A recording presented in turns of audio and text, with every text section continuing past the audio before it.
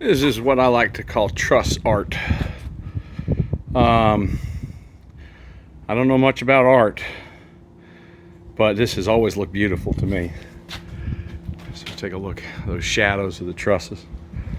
I am in this building here, day 2 of frame check. There's no set amount of days. I just do a little bit every day, or not every day, but I do a little bit every time. Try to get in here, and when we're at this stage, and maybe 7 to 12 frame checks I do over many different days. Today was one of the longer days in here, so it'd been about 45 minutes. So I try to come before they deck the roof in, but it doesn't always happen to get. So I like to make note of special things, like where to this flex room gets a door. I have my Stabila 106T plate to plate level. This customer option for insulation in the garage walls. Put a 220 for car charger. We're a long ways from having an electrician in here. I want to fill this gap here with some lumber material. All the little dots mean good to go. An X is no bueno, no good. So we need STC clips.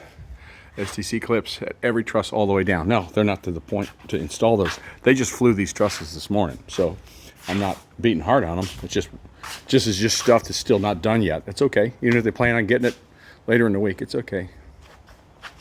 But all the little P's mean it's good to go. It's plumb.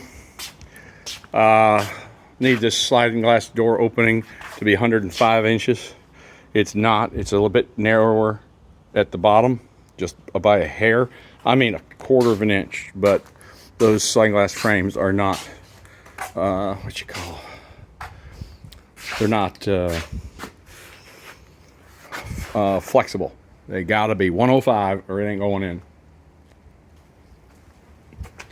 So what we have here, though, is what we call a twisted wall. If you see over here, we're plumb, a little dot.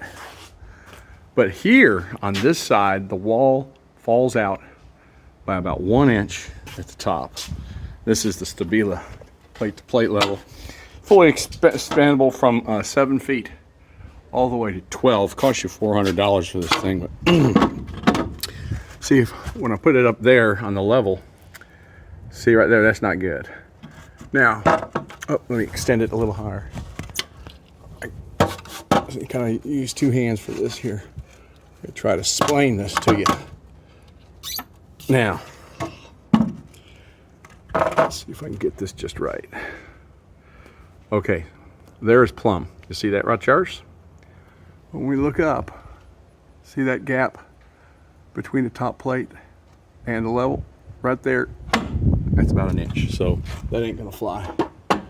But the good thing is the trusses ain't nailed down yet, and then I spray painted all over the floor. This is an eye to the finish. We need that to be 86.5 inches from that bottom plate right there on both doors. As this is looking through the master into the walk-in closet there, I wanted to see a nice bead of casing right around this pocket door and that one. So we got to get that done. So I mean, the framer's still got a whole lot to do, but I like to just mark it up as a try to get it while they're here. All the tools are laid out. There's no special trip needed. Framers, it's kind of like when you have babies in the house, when you need to go to the store, out to church. It's always like packing up for a lunar mission, you know, and it's the same thing with framing. Oh, here's another thing.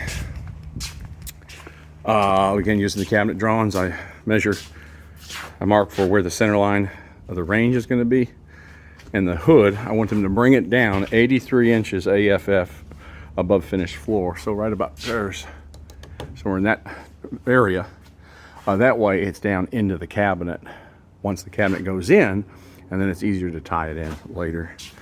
But anyway, so that's what I got going on. part of this lunchtime.